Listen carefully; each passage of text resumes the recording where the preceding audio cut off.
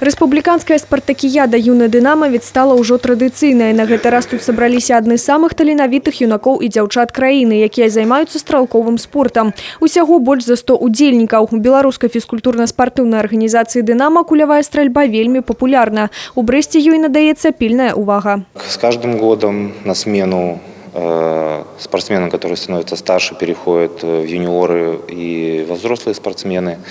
На замену приходят достойные ребята, девушки, которые в дальнейшем могут показывать и, я надеюсь, будут показывать хорошие высокие результаты. Мы рады, что у наших ребят есть возможность тренироваться в своем тире.